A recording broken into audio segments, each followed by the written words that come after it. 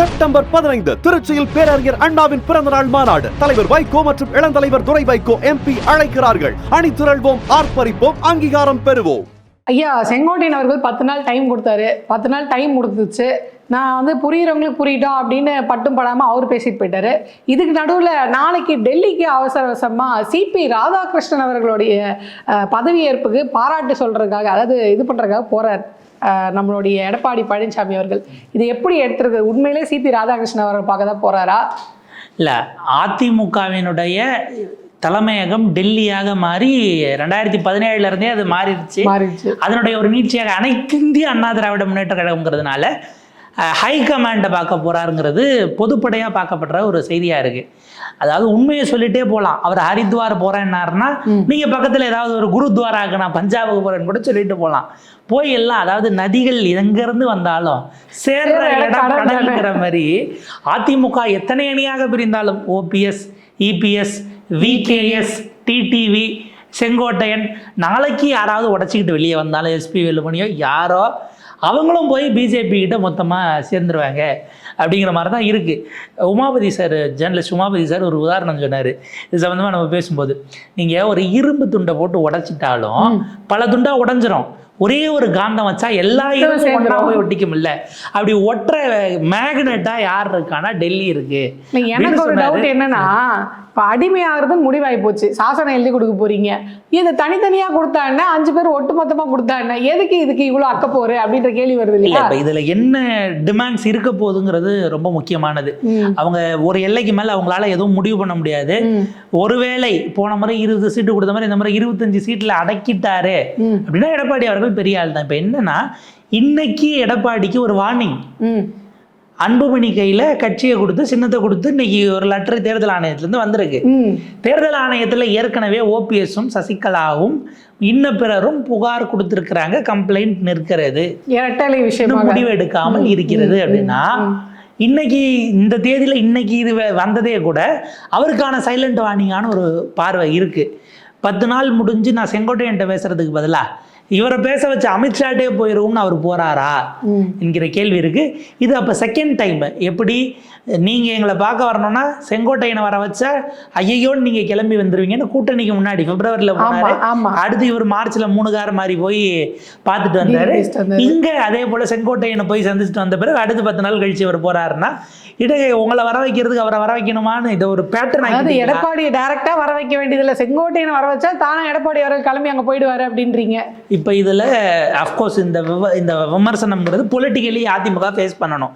நீங்கள் சொன்னது போல் அடிமை சாசனம் எழுதி கொடுத்தீங்களா, முதலமைச்சர் இன்றைக்கு உறுதிமொழி எடுத்திருக்கிறாங்க அண்ணா பிறந்த நாளில், தமிழ்நாட்டை தலைகுனிய விட மாட்டோம். அப்போ யார் விடுறா அப்படின்னா, அங்கே போய் டெல்லியில் கேட்குற அதிமுகன்னு ஒரு குற்றச்சாட்டை வைக்கிறாங்க. எலெக்ஷனில் இது ஆப்வியஸாக ஃபேஸ் பண்ணணும். அதிமுக தொண்டர்கள் என்ன வாங்குங்கிறதான் கேள்வி. இப்போ ஒரு விஷயம் பேசப்பட்டது, செங்கோட்டையன் ஹரித்வார் போகிறதா சொல்லிட்டு அமித்ஷாவை சந்தித்த போது அதிமுக தொண்டை எப்படிங்க பார்ப்பான், அதிமுக ஹெட் ஆஃபீஸ் சென்னையில் இருக்கா டெல்லியில் இருக்கா, தொண்டர்கள் இதை எவ்வளோ கடுமையாக எதிர்ப்பாங்க தெரியுமா அப்படின்னு ஒரு வார்த்தை சொன்னாங்க.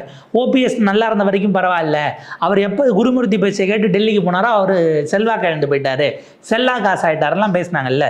எடப்பாடி அந்த நிலைமைக்கு தான் போறாருன்னா, அந்த தொண்டனை பற்றி இப்போ உங்க யாருக்குமே கவலை இல்லையாங்கிற இடம் தான் கேள்வியாக வருது. அதிமுக தொண்டை என்ன நிலைமையில் இதை பார்ப்பான், முடிவை நம்ம எடுக்கணும் நம்ம சொல்கிறது தாங்கிறது இல்லாமல் இப்படி எல்லாருமே போய் அங்கே சரண்டர் ஆனால் அவன் எடுக்க போகிற முடிவு, ஏன்னா அவனுக்கு ஏற்கனவே தூண்டில பல முனையில் இருந்தும் போட்டுக்கிட்டு இருக்காங்க.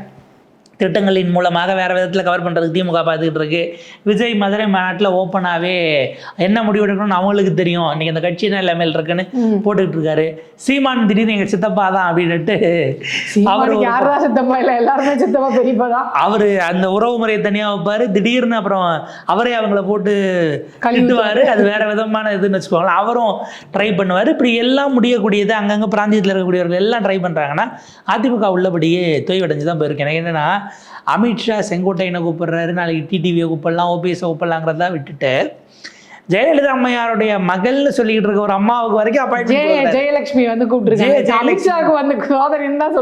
எனக்கு உள்துறை இதுல இப்ப எனக்கு என்ன சந்தேகம்னா, இவர் செங்கோட்டையன் பார்த்துட்டு வந்ததா சொன்ன உடனே எடப்பாடி ஒரு வேலை பண்ணார், தம்பிதுரை அவர்களை விட்டு அங்க பிரஸ் மீட் கொடுக்க சொன்னார். ஆமா, நான் அங்கே தான் இருக்கேன், இதுவரை அமித்ஷா எனக்கு சொல்லவே இல்லையே இந்த மாதிரி. அப்படிலாம் எதுவும் இல்லை. அமித்ஷாவை நானும் பல முறை சந்திச்சிருக்கேன், போய் வாங்கினேன். அதுக்கு என்ன அர்த்தம்னா, அமித்ஷாவை சந்திக்கிறது ஒன்றும் பெரிய விஷயம் இல்லை, நினைச்ச நேரத்துல சந்திக்கலாம், அதுக்குள்ள அப்படி ஒரு டோனும் இருக்கு. அது இப்ப ப்ரூஃப் ஆயிடுச்சு. அதாவது இப்ப செங்கோட்டையினை இவங்க கீழே தள்ளுறதுக்கு பதிலாக அமித்ஷா ஒரு ஆளே கிடையாதுங்க, யாரை வேணாலும் அப்பாயின்மெண்ட் வாங்கிக்கலாம், ரொம்ப ஈஸியான விஷயம்னு அவங்க சொல்ல வந்தாங்களோன்னு ஒரு கேள்வி வந்தது.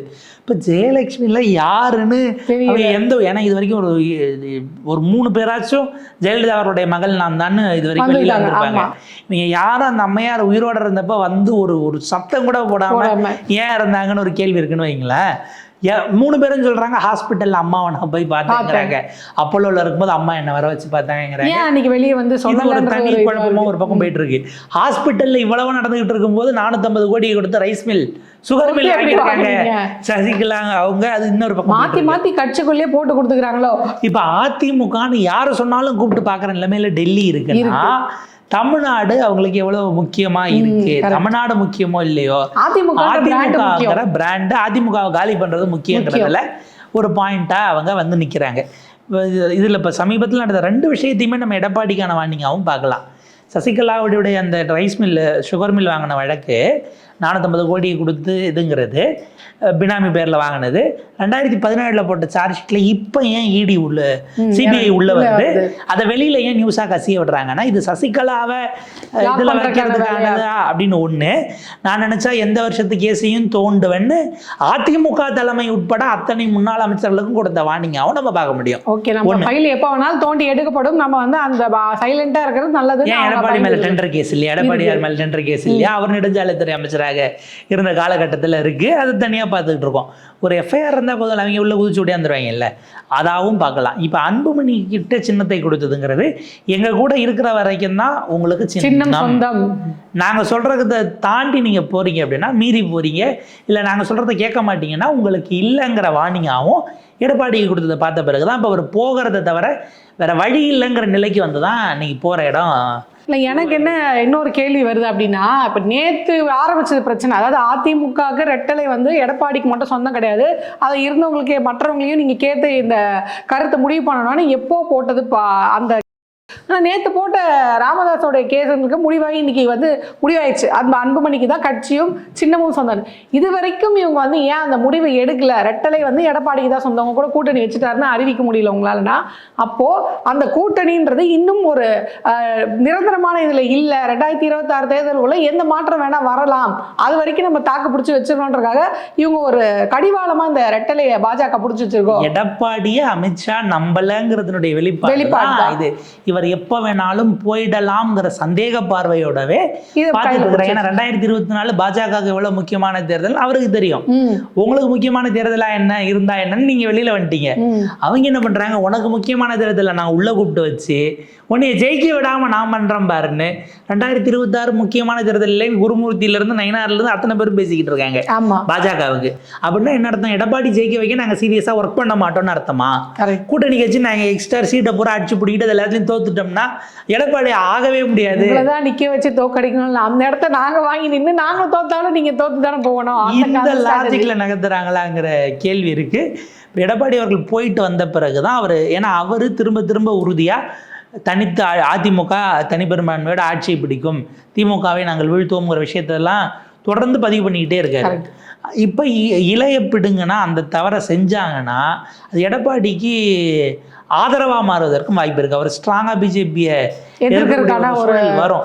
ஆனா இருக்கிற எத்தனை பேரு, எந்த பொதுக்குழு, யார் உள்ள வருவா, இப்படி பல, அதாவது இடியாப்ப சிக்கல்ங்கிற மாதிரி இடியாப்பத்துல எங்க தொடங்குது எங்க முடியுதுன்னு நீங்க கண்டுபிடிக்க முடியாத மாதிரி அதிமுக அப்படியான ஒரு நிலையில கொண்டு போய் போட்டிருக்கிறாங்க. இதற்கு நடுவுல செங்கோட்டையன் அவர்களிடம் கூட ஒரு சமரச பேச்சுவார்த்தைக்கு முயற்சி பண்ணதாகவும் சில செய்திகள் இருக்கு.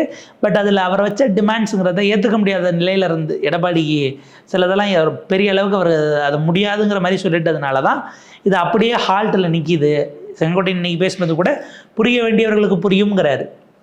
அது என்ன புரியணும், யாருக்கு புரியணும், புரிய வேண்டியவர்கள்னா ஒருமையா பன்மையா ஒருவரா பலரா இல்லை இப்போ இன்னொரு விஷயம் என்னன்னா, எடப்பாடி ஒருத்தருக்காக செங்கோட்டையன், இபிஎஸ், டிடிவி, சசிகலா அம்மையார்னு இவ்வளோ பெரிய இழக்கிறதுக்கு பாஜக தயாராக இருக்குமா? ஏன்னா டிடிவி ரொம்ப தெள்ள தெளிவாக சொல்லியிருக்காரு, நீ ரோட்டில் போகிற ஒருத்தரை கூட சிஎம் கேண்டிடேட்னு காட்டு, அதிமுகவில் தொண்டரை கூட காட்டு, ஆனால் எடப்பாடி நீ காமிச்சிட்டா நான் ஒத்துக்க மாட்டேன் அப்படின்ற ஒரு விளக்கத்தை சொல்லிட்டு தான் அவர் என்டிஏ கூட்டணியிலேருந்து வெளியே போகிறார்.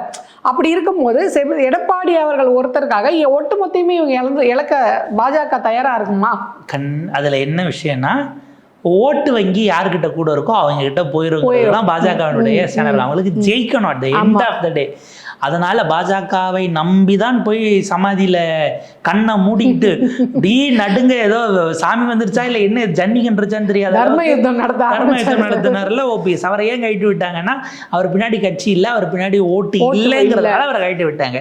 டிடிவி அரெஸ்ட் பண்ணி, டிடிவி த்ரெட்டாக நடிச்சதுனால தான் அரெஸ்ட் பண்ணி திகார் ஜெயிலில் வச்சாங்க.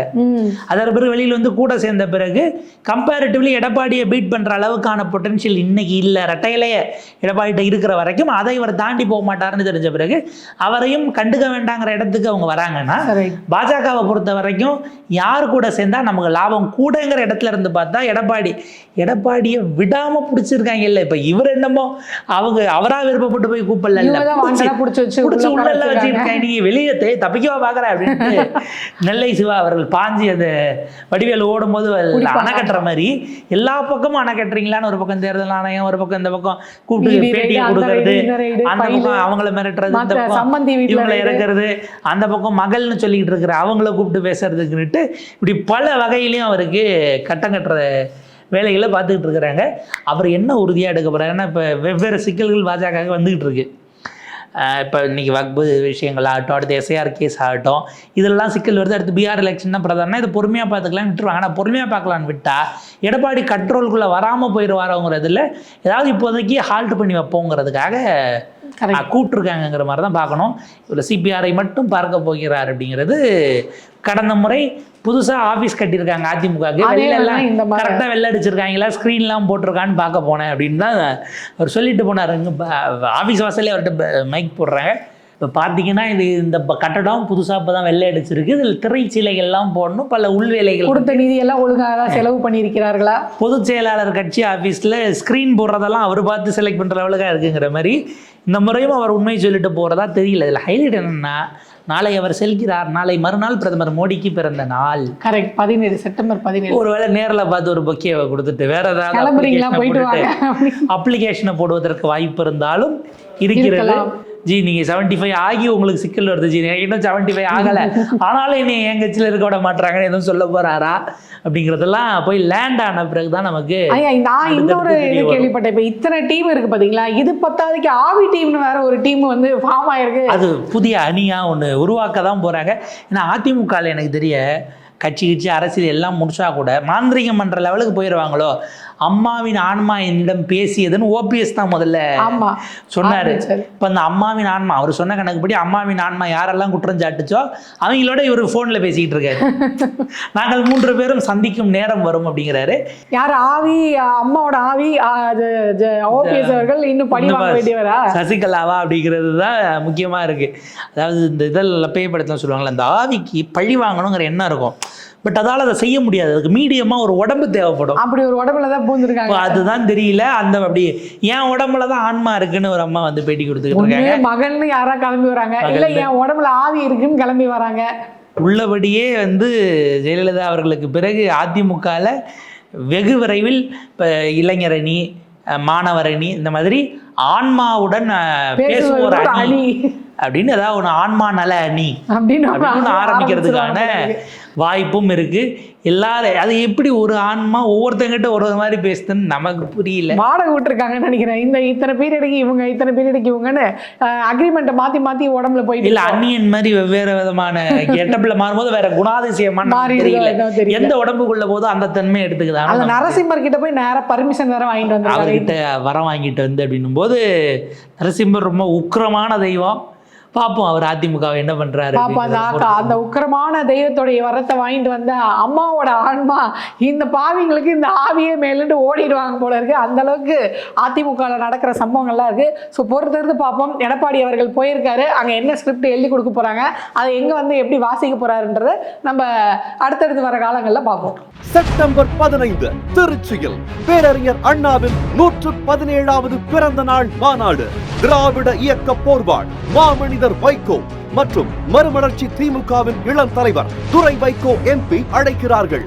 மதிமுகவின் கொள்கை வீரர்களை அணி திரள்வோம், ஆர்ப்பரிப்போம், அங்கீகாரம் பெறுவோம்.